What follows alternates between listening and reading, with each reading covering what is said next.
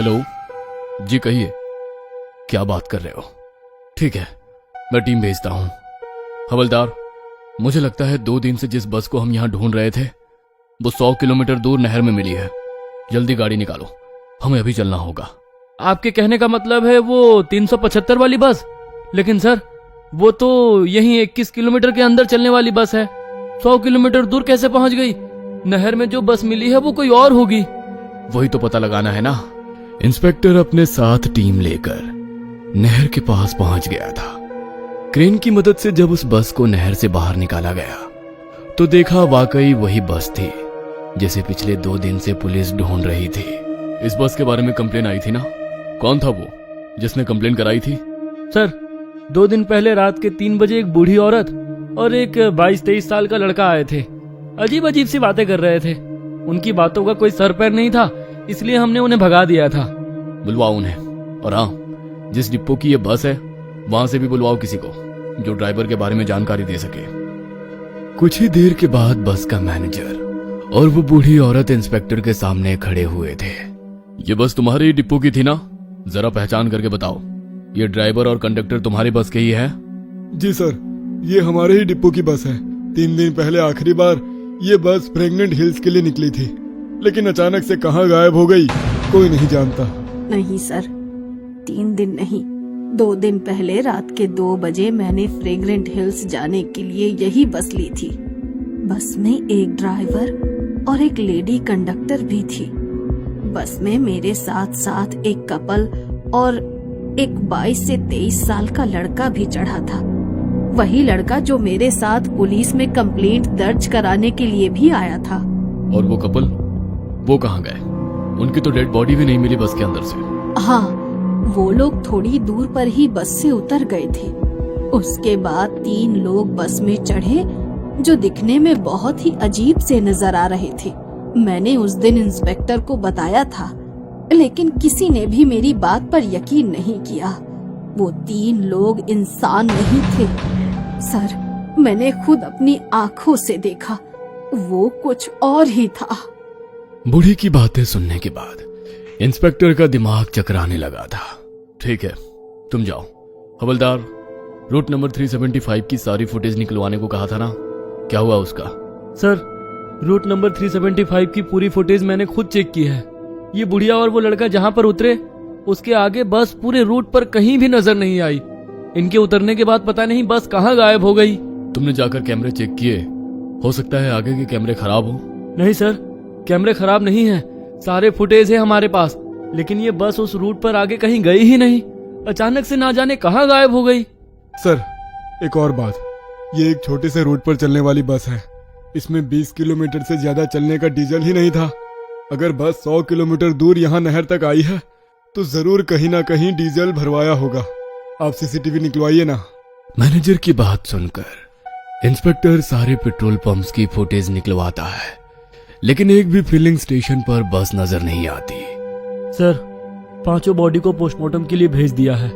Doctor का कहना है कि ये बॉडी तो 2 दिन पुरानी नहीं है, बल्कि इसमें से जो 3 बॉडीज हैं जिनके शरीर पर अजीबोगरीब से कपड़े थे, वो तो इतनी बुरी हालत में है कि लगता है हफ्तों से पानी में ही थी। और ड्राइवर और कंडक्टर की भी कम से कम 1 हफ्ते पहले मौत हुई होगी, ऐसा लगता है। इंस्पेक्टर को कुछ समझ में नहीं आ रहा था कि ये पहेली आखिर है क्या। ऐसा कैसे हो सकता था? ड्राइवर और कंडक्टर को 2 दिन पहले उस बूढ़ी औरत ने अपनी आंखों से देखा था। इसका मतलब उनकी मौत तो इन 2 दिनों के बीच में ही हुई है। पहेलियों को सुलझाने के लिए इंस्पेक्टर जाकर बस का फ्यूल टैंक खोलकर देखता है, और जो सामने उसे नजर आता है उसे देखकर उसे मानो करंट सा लग जाता है। बस का फ्यूल टैंक लबालब खून से भरा हुआ था। साल 1995, रात के तकरीबन 2 बज रहे थे। एक तो गहरी ठंडक, ऊपर से पिछले 2 घंटे से लगातार बारिश हो रही थी, जिसके कारण उस 22 साल के लड़के का बस स्टॉप पर खड़े रहकर बस का इंतजार करना मुश्किल होता जा रहा था। चीन में फ्रेग्रेंट हिल तक जाने के लिए ये इस रूट की आखिरी बस थी, और इस समय उसे रूट नंबर 375 की इस आखिरी बस का बेसब्री से इंतजार था। चारों ओर घना कोहरा फैला हुआ था, जिसके कारण सामने कुछ मीटर पर खड़े हुए लोग भी साफ नजर नहीं आ रहे थे। पिछले आधे घंटे में बस स्टॉप से कोई भी बस होकर नहीं गुजरी थी। एक युवक बस का इंतजार कर ही रहा था कि तभी उसे सामने से एक बूढ़ी औरत छड़ी टिकाती हुई बस स्टॉप की तरफ आती नजर आती है। बूढ़ी औरत के वहां पहुंचने के कुछ ही मिनट के बाद रूट नंबर 375 की बस स्टॉपेज पे आके रुक जाती है। वो बूढ़ी औरत और युवक बस में चढ़ जाते हैं। बस आगे बढ़ने ही वाली थी कि तभी कोई बस को हाथ हिलाकर रोकने का इशारा करता है। ड्राइवर ने एक बार फिर ब्रेक लगा दिया था। एक कपल हाथों में हाथ डाले बस में चढ़ते हैं और ड्राइवर के पीछे वाली सीट पर बैठ जाते हैं। वो बूढ़ी औरत और लड़का भी बस में आमने सामने वाली सीट पर बैठ गए थे। बस में कुछ मिलाकर सिर्फ 4 ही सवारियां थी। ड्राइवर ने एक बार फिर इधर उधर देखा। जब उसे कोई सवारी दिखाई नहीं दी तो उसने बस को आगे बढ़ा दिया। ड्राइवर के बस को आगे बढ़ाने के बाद बस में सवार लेडी कंडक्टर एक एक करके टिकट काटने लगती है। बस में बैठा कपल एक दूसरे के कंधे पर सर रखकर नींद की झपकी ले रहा था। वहीं बूढ़ी के सामने बैठा युवक कानों में वॉकमैन लगाकर आंख बंद करके गाने सुन रहा था। लेकिन बूढ़ी औरत पूरी तरह से सतर्क थी। वो बार बार मुड़कर बस में सवार सवारियों और ड्राइवर को देख रही थी। उसकी आंखों में नींद नजर नहीं आ रही थी। अचानक ही बस का ड्राइवर बस की स्पीड बहुत धीमी कर देता है। क्या हुआ? बस इतनी धीरे क्यों कर दी? सामने इतना कोहरा है, कुछ समझ नहीं आ रहा है कि सड़क किस तरफ है। ज्यादा तेज चलाऊंगा तो एक्सीडेंट हो सकता है। अच्छा ठीक है, आप ध्यान से चलाइए। चारों ओर बिल्कुल सन्नाटा था। बारिश बंद हो चुकी थी और सड़कों पर कोई भी गाड़ी नजर नहीं आ रही थी। बस भी लगभग खाली ही थी, जिसकी वजह से गाड़ी के इंजन के अलावा और किसी भी तरह की आहट गाड़ी में से सुनाई नहीं पड़ रही थी।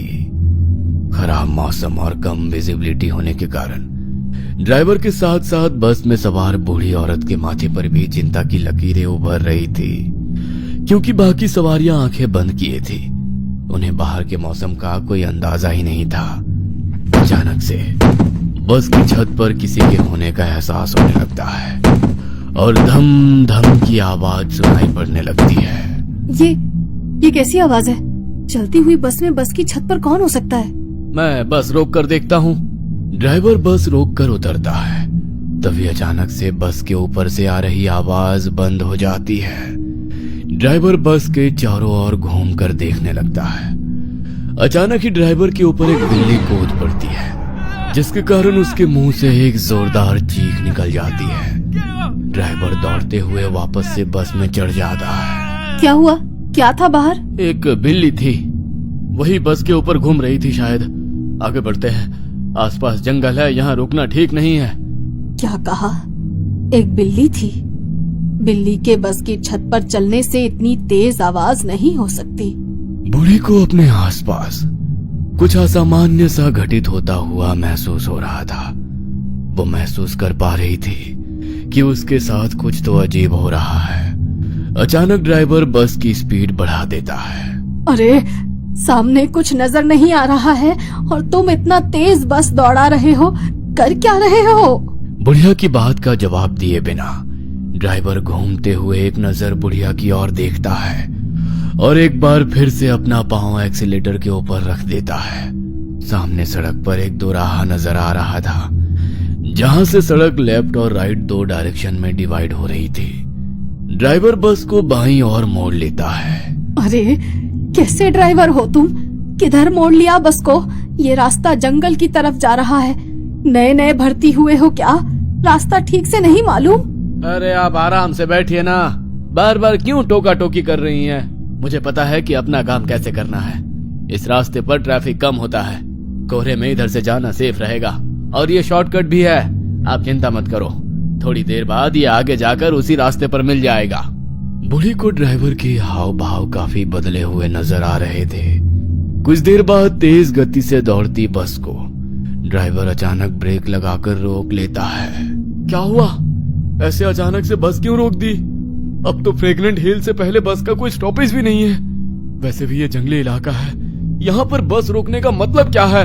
वो सब मैं जानता हूँ, लेकिन देखो सामने कुछ लोग खड़े हुए हैं और लगातार हाथ से बस को रोकने का इशारा कर रहे हैं। अरे तो ऐसे ही कोई बीच सड़क पर खड़े होकर बस को रोकने के लिए कहेगा तो आप गाड़ी रोक देंगे क्या? इतनी रात को ऐसे ही बस रोक देना मुझे तो कुछ ठीक नहीं लग रहा। आप दरवाजा मत खोलिए। ड्राइवर साहब सही कह रहे हैं, सामने 3 लोग खड़े हुए नजर आ रहे हैं, उन्हें मदद की जरूरत हो सकती है। ये इस रूट की आखिरी बस है, अगर हम उन्हें अंदर नहीं आने देंगे तो शायद पूरी रात जंगल में ही बितानी पड़े। ड्राइवर की बात सुनकर बाकी की सवारियां कुछ नहीं कह पाती और ड्राइवर बस के दरवाजे खोल देता है। बस का दरवाजा खोलने के बाद 3 लोग बेहद धीमी रफ्तार से चलते हुए बस में चढ़ जाते हैं। ये 3 लोग जब बस के अंदर आते हैं तो बस के अंदर बैठी सवारियां उन्हें देखकर बुरी तरह चौंक जाती है।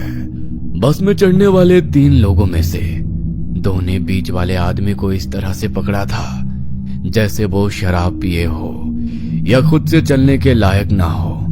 वो सहारा देकर घसीटते हुए किसी तरह उसे बस की सबसे पिछली सीट तक ले जाते हैं और वहीं जाकर बैठ जाते हैं।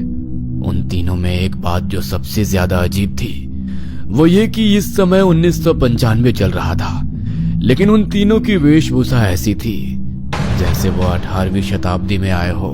सर पर पौराणिक चीनी टोपी पहने होने के कारण उनका चेहरा भी साफ नजर नहीं आ रहा था।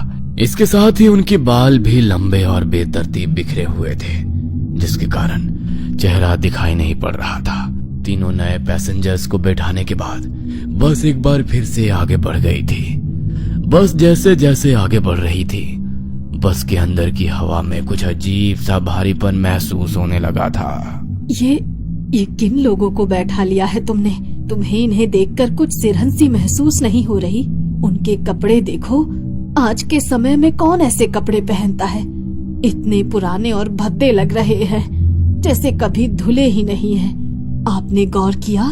बस के अंदर अचानक दुर्गंध फैल गई है। ऐसा लगता है जैसे कुछ सड़ रहा है यहाँ। मुझसे तो सांस भी नहीं ली जा रही है। ये क्या बोल रही हैं आप? ऐसा तो कुछ भी नहीं है। इधर पीछे गांव में एक थिएटर है, ये लोग उधर नाटक कंपनी से ही आए होंगे। आप उन पर ध्यान मत दीजिए। जब से वो लोग बस में आए तब से 1 इंच भी हिले नहीं, ना ही उन्होंने कोई बात की। फिर तुम्हें कैसे पता कि वो थिएटर से आए हैं? तुम उनकी तरफदारी क्यों कर रही हो? 5 किलोमीटर के बाद आपका स्टॉपेज आ जाएगा, तब तक चुप करके बैठो, समझी? कंडक्टर की बात सुनकर बूढ़ी ने एक नजर अपने सामने बैठे लड़के की ओर देखा। वो भी इस समय बूढ़ी को ही देख रहा था। बूढ़ी कुछ देर तक बेचैनी में इधर उधर देखती है और उसके बाद सामने वाले लड़के को घूरने लगती है। बस अब जंगल पार करने के बाद फ्रेग्रेंट हिल्स जाने वाली मेन रोड पर आ गई थी। हमें इधर ही उतार दो। कपल बस से उतरकर जा चुका था। उनको बस से उतरकर जाते देख कंडक्टर की आंखों में कुछ बेचैनी सी नजर आ रही थी। कंडक्टर के समझाने के बाद भी बस में बैठी बूढ़ी औरत कभी पीछे मुड़कर उन तीनों अजीब पैसेंजर्स को देखती तो कभी सामने बैठे लड़के को। अचानक, ए लड़के, मेरा पर्स लिया ना तुमने? बूढ़ी औरत देखकर फायदा उठाता है, हाँ? क्या कहा? मैंने पर्स उठाया? मैं चोर नजर आता हूँ क्या?